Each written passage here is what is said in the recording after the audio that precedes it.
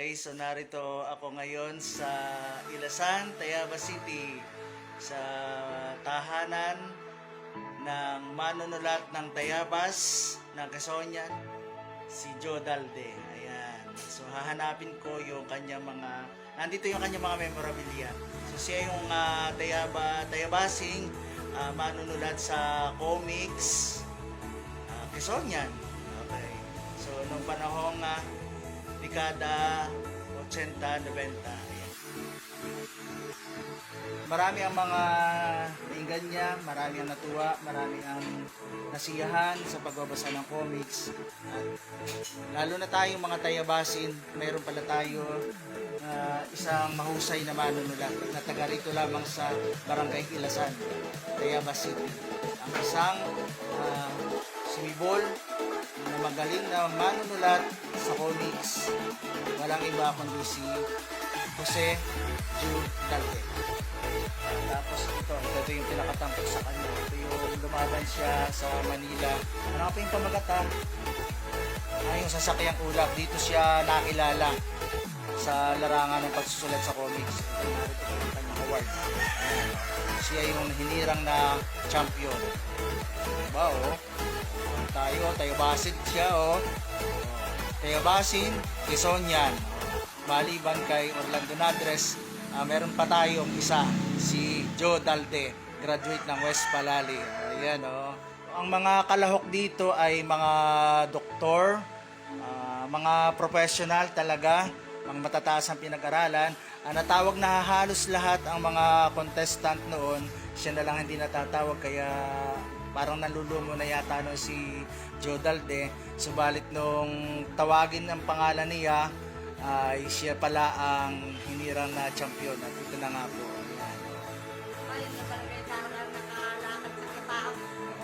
Sa sakyang ulap ay para siyang naglalakad sa ulap.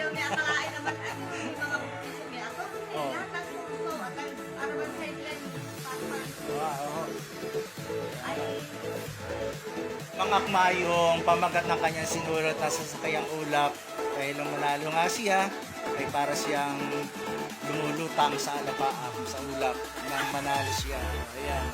So, dapat po natin ipagmalaki na meron tayong tayabasin na manunulat sa comics, si Joe Dalde. Ayan. So, pinuntahan ko po talaga siya dito sa Ilasan dahil itong 2021 lamang ay nakakalungkot man po, pero siya ay pumano na dahil sa sakit na nanay mo.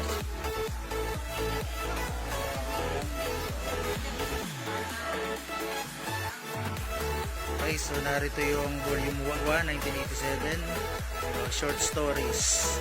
Ayan. Tingnan natin. Ayan, ang secret lover ni Crystal. Okay, tamo. Maganda. Wala mapaglimpang ang mga 1980s and 90s. Ayan. Tumako tayo sa volume 2, 1987. Ayan. Okay. Ayan daw. Baliw. Ang gaganda ng mga akda niya. Ayan. The Great Spy. Ayan. So mga ito ay volume 3, 1987. So napakadami nitong kwentong ito. So pinapasadahan ko lamang. Ayan Ayan, Bayani. Ayan, Pasahero. Tricycle tayo, 1989. Ayan. Short stories din. Ayan, Thunder Woman, Fantasy Theater.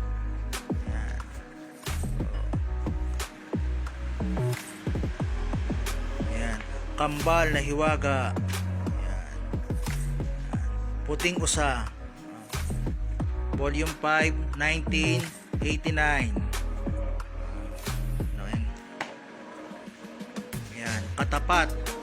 Talaga na maliwanag po talaga. Joe Dalde. Ayan.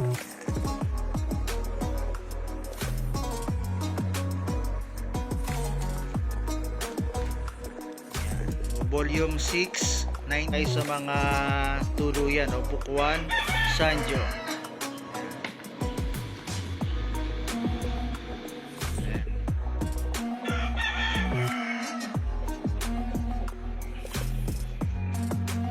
7, 1989.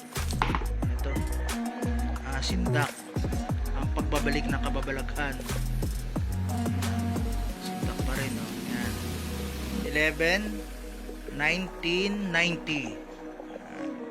Tignan natin kung anong nilalaman ito. Yan, ang saksi ng katarungan. Yan. Didi Pram D. Volume 12. Yan ito. Yan. Ang mga rebelde. Yan.